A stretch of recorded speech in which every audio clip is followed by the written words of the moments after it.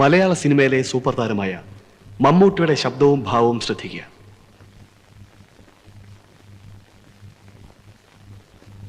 വേടനോട് തൊടുത്തു മരിച്ച അച്ഛൻ ആദ്യം എന്നെ തോൽപ്പിച്ചു. സ്നേഹം പങ്കുവെക്കുമ്പോ കൈവിറച്ചു പോയ ഗുരുവിനെ തോൽപ്പിച്ചു. പൊന്നിനും പണത്തിനുമൊപ്പം സ്നേഹം തൂക്കി നോക്കിയപ്പോ കാമുകി എന്നെ തോൽപ്പിച്ചു. തോൽവികൾ ഏറ്റുവാങ്ങാൻ ചന്തുവിന്റെ ജീവിതം ഇനിയും ബാക്കി. ഇരുമ്പാണി തട്ടി മുളയാണി വെച്ച് പൊൻകാരം കൊണ്ട് ചുരിക വിളയ്ക്കാൻ കൊല്ലന് 16 പൊൻപണം കൊടുത്തവൻ ചന്തു. മാറ്റച്ചുരിക ചോദിച്ചപ്പോ മറന്നുപോയി എന്ന് പറഞ്ഞവൻ ചന്തു. ഇനിയും എന്തൊക്കെയുണ്ട് പാണന് പാടി നടക്കാൻ നിങ്ങളുടെ നാട്ടിൽ?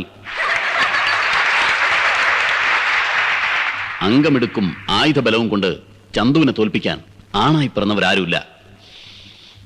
മടങ്ങിപ്പോ മക്കളെ.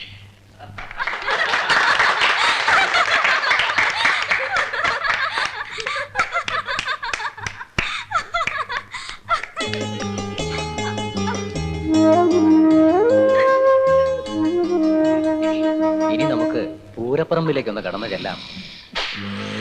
ട്രൂപ്പ് മാനേജർ ആരാ? ദാ കിടക്കുന്നു. ഹലോ ഹലോ, ആരാ? ട്രൂപ്പ് മാനേജർ അല്ലേ? അതെ.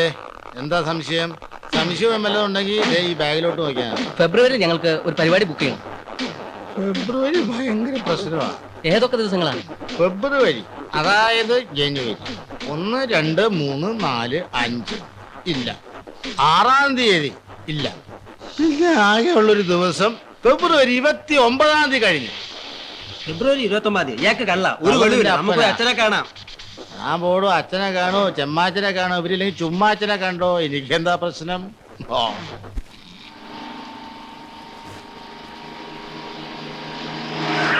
എന്താണ് വണ്ടി നിർത്തിയേ?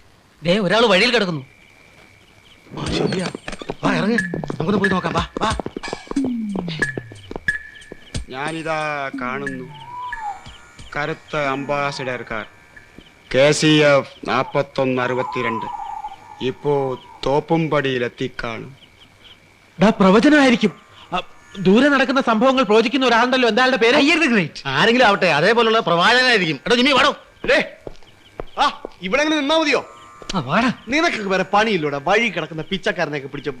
ഇത് പിച്ചക്കാരനൊന്നുമല്ല, വിളിച്ചു പറയുന്നു. എടാ സാബു ചോദിക്കേ. എന്നിട്ട് വണ്ടിയിൽ 2 പേരുണ്ട്.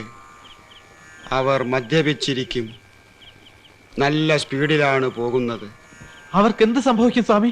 അവർക്കൊന്നും സംഭവിക്കില്ല. അവരാണ് എന്നെ ഇടിച്ചിട്ടിട്ട് നിർത്താതെ പോയത്. എനിക്ക് എഴുന്നേക്കാൻ വയ്യ.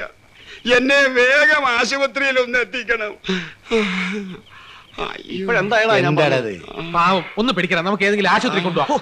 വെറുതെ മനുഷ്യനെ മെനക്കെടുത്താൻ. എടാ ഇത്ര ദുഷ്ടൻ. താങ്ങിക്കോ, എല്ലാരും കൂടി താങ്ങിക്കോ. തന്നോട് ഞാൻ പല പ്രാവശ്യം പറഞ്ഞിട്ടില്ലേ പരിപാടിക്ക് പോകുമ്പോ കുടിക്കരുതെന്ന്. ഇങ്ങനെ പോയാൽ തന്നെ പറഞ്ഞയക്കാൻ ഞാൻ നിർബന്ധിതനാവും. ഒന്നുമില്ലെങ്കിൽ താനൊരു മുസ്ലിം അല്ലടോ. ആണച്ചോ, അതുകൊണ്ടാണല്ലോ ഞാൻ വൈൻ മാത്രം അടിച്ചത്. മതി മതി. താൻ ഈ കുടിച്ചു കളയുന്ന കാശുണ്ടെങ്കിൽ തന്റെ ഭാര്യയ്ക്കും കുട്ടികൾക്കും കൊണ്ടുപോയി കൊടുത്തൂടെ? അല്ലെങ്കിൽ അയലൊക്കാർക്ക് ദാനെങ്കിലും ചെയ്തൂടെ?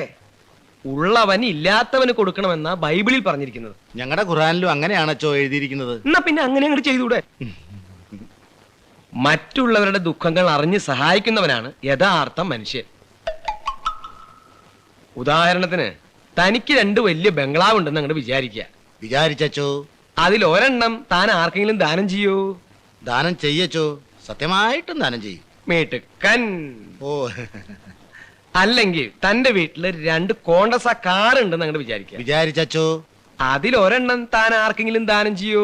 ദാനം ചെയ്യച്ചോ. മിടുക്കൻ. അതും അല്ലെങ്കിൽ തന്റെ വീട്ടില് 2 സിന്ധി പശു ഉണ്ടെന്ന് അങ്ങോട്ട് വിചാരിച്ചോ. അതിലൊരെണ്ണത്തിന് താൻ ആർക്കെങ്കിലും ദാനം ചെയ്യൂ? ചെയ്യില്ലച്ചോ. അതെന്താ? എന്റെ വീട്ടിൽ എനിക്ക് സ്വന്തമായിട്ട് 2 സിന്ധി പശുക്കൾ ഉണ്ടച്ചോ.